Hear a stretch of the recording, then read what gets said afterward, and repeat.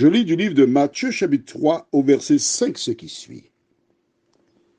Les habitants de Jérusalem, de toute la Judée et de tout le pays des environs du Jourdain se rendaient auprès de lui.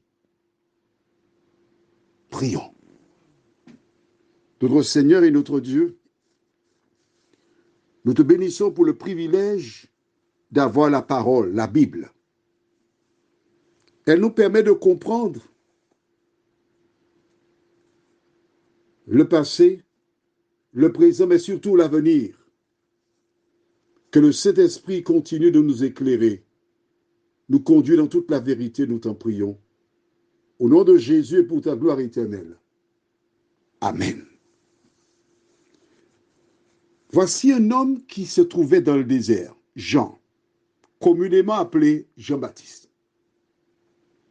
Et un matin, il a commencé à délivrer un message. Repentez-vous car le royaume des cieux est proche.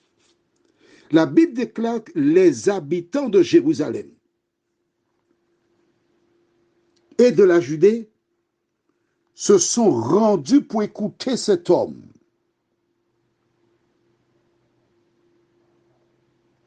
Pourquoi?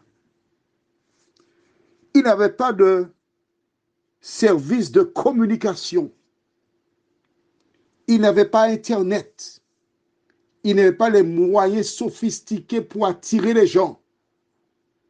Mais les gens venaient pour écouter ce qu'il disait. Pourquoi? Parce que Dieu poussait ces personnes à se rendre près de lui.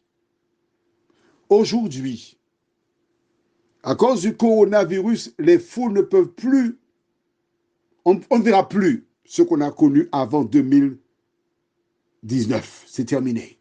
Pour le moment. En dehors des stades de football, et c'est quand même quelque chose, hein?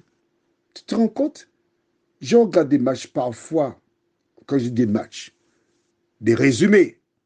Je vois par exemple à Paris des milliers de personnes, le stade est plein, souvent sans masque. Pareil à Marseille et ailleurs dans le monde. Mais quand on va dans des entreprises, distanciation, masque, produits, etc. Bon, c'est une parenthèse.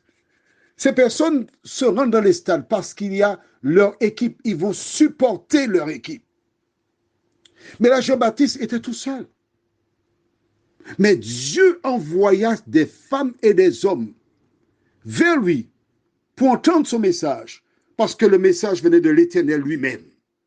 Aujourd'hui, Dieu suscite différents moyens pour interpeller ses enfants. Voilà donc pourquoi des femmes et des hommes, par le biais de WhatsApp, Internet et autres, prêchent l'Évangile.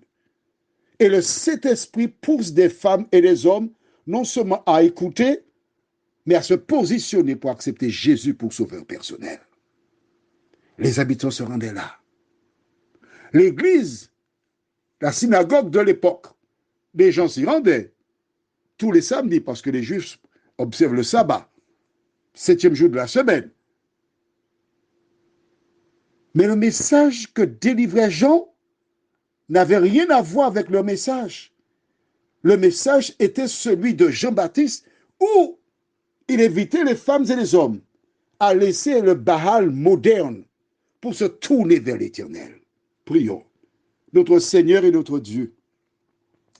Jean-Baptiste, précurseur, invitait les gens à laisser le péché, le monde, pour se tourner vers l'Éternel des armées. Aujourd'hui encore, des femmes et des hommes ne savent quoi faire. Mais nous tournons nos regards vers toi, Seigneur, parce que tu as dit, tournez-vous vers moi et vous serez sauvés. Seigneur, des personnes utilisent toute espèce de procédé pour attirer des gens.